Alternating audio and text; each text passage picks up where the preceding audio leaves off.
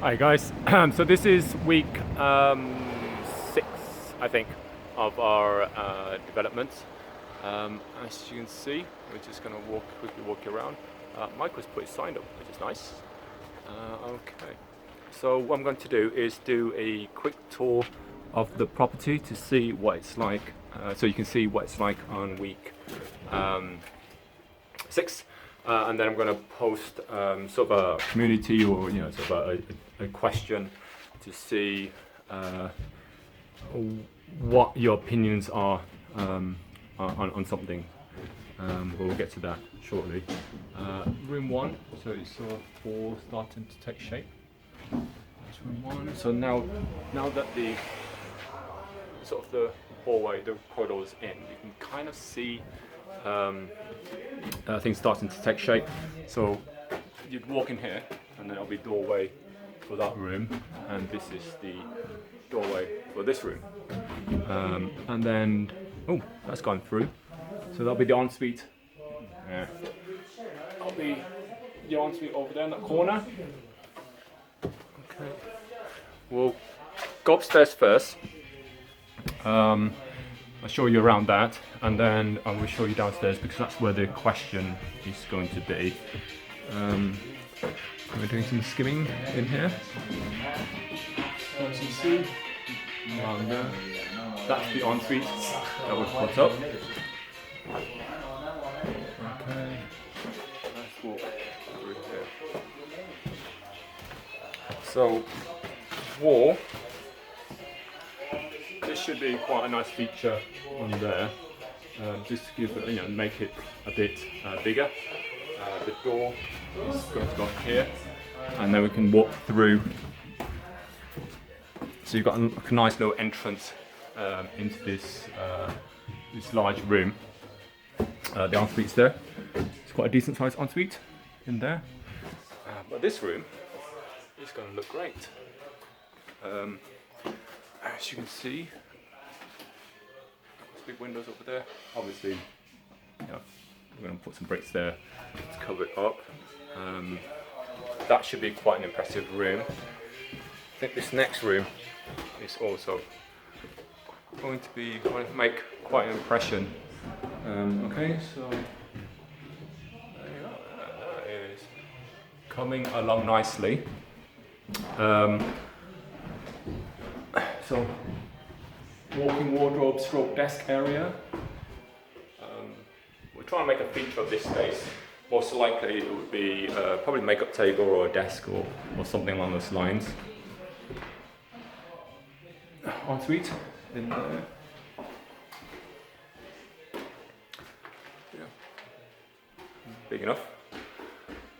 So I think realistically, we had this discussion last week. I wasn't sure where I was going to put the bed. I think realistically it will go there because it was just like, it seems like there's enough space there now for you not to hit your feet when you walk in, and it will make a good impression when you walk into the room. Which, for when you're trying to rent out rooms and trying to get your maximum rent for a room, the impression of space that you get from a property or from a room is really important. It's probably more important than the actual size of the room. So yeah, having the impression of space that you get will get you more rent. So where you put your ensuite, where you put your bed, things like that, the layout of the room is actually going to be quite important. Okay, so this is the third bedroom plus the kitchen diner. Okay, so let me walk around. That wall is going to go. That is staying. I believe that's going. That's going to be done tomorrow. Let's work back here. Okay, so the plan really is the bedroom that bedroom to go up to about there with the ensuite here, so that it's next to the kitchen. Basically, you don't want the bed next to a high traffic area because it'll disturb the tenant. They can't get any sleep So really, ensuite will end up around about there. The sofa in the corner there, that's where the breakfast bar is going to go, so it'll come out here like this. Some stools there, coffee table there if we've got space, TV in that corner. From back here, so the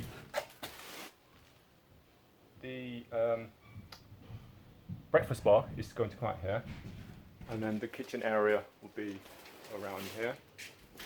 I'll just show you. So that's just kind of the patio area and the garden. Right.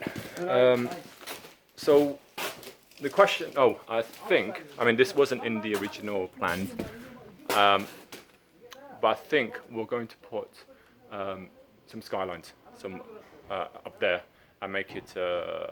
I make a nice feature of it to give this place more of an oomph, to make a really good impression when we're taking viewings, and it'll be a nice feature. So the question here is, how big? What is this better in your opinion? A larger room at the cost of a kitchen diner space. So would you have a 12-meter square ensuite room, but then have a 20 meter square kitchen diner? Or would you have a smaller ensuite, let's say 11 meter square, and have a larger kitchen diner? What do you think is more important? I mean, I know, so my views, for example, personally, it would be a bigger bedroom, because that will get more rent. I mean, the difference between a 12-meter square room and 11-meter square room and say like a 13-meter square room, the difference in rent can be quite substantial if the layout of the room is done correctly. If it creates a really good sense of space, if it looks like there's a lot of space in that room, so it does make a difference. But equally, then we're eating into the communal space, and is a 20-meter squared kitchen diner going to be big enough, going to be enough to attract good tenants who will stay for a long time, and would they pay the right tenants who will pay a bit more for it? So that's what we have to decide, because right now the original plan was to have a 11 meter square ensuite, and then a 22 meter square kitchen diner. We can extend it and have a bigger ensuite, go to 12 meter squared, and then have a smaller kitchen diner. I think we're going to go for the bigger bedroom, because at the end of the day, it's all about your return on investment. It's all about the money that you can generate from that investment. But equally, you do want to be a good experience and to be a nice property. And when it's a nice property, you have a lot less voids. So overall, it could affect your figures still. The discussion we had earlier with the contractor was where to put the ensuite in this room, which will determine where we put the bed, which would then determine where we put the doors. So the option was to have the bed in that corner, so that'll be probably the quietest place. Have it across, so in terms of space, that will be the most efficient, but that space will look really cramped because you can only lie across, and if you're not big enough, if you're too big, then tough, you can't fit in there. So in terms of space, that's the most efficient, but in reality, I don't think that's going to work. The other alternative is to have the bed coming down here on the right, but then you've got a bit of space there, which will be dead space because you're just walking down and there'll be nothing else. And also, I think the bed will kind of overswing a bit and come out here, which cuts off this space here, which means that then that space there is not really that useful. and because there's a window there, it can be a nice feature. The ensuite most likely will go here again to kind of act as a buffer between that and the kitchen to reduce the noise coming through from the communal space, especially when they've got the TV and the washing machine on. Alternatively, we can put the ensuite in there, going across, but quite a narrow ensuite. But then you're kind of left with this space here, which, you know, so you got your ensuite come up here, and you got this weird little space here, which will probably prevent a lot of light from coming into the room. So then, although the room is big, it might not look very big because of the light being trapped or blocked by the ensuite walls.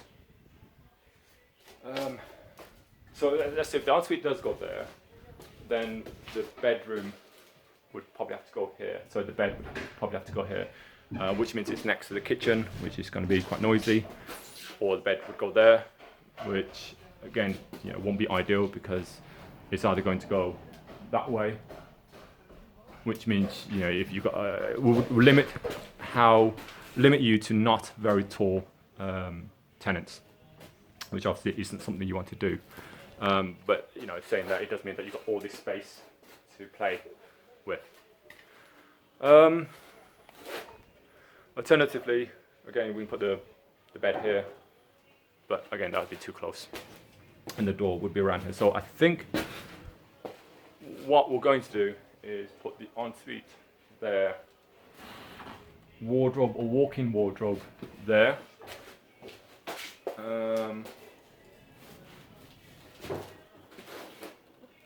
Ensuite, the bed most likely here, so the bed will come out here, and then you've got the walk-in wardrobe there, the ensuite there, and then you've got a bit of space over there, which means you should have enough space for the door to ensuite to open here, and then the door to enter the room here.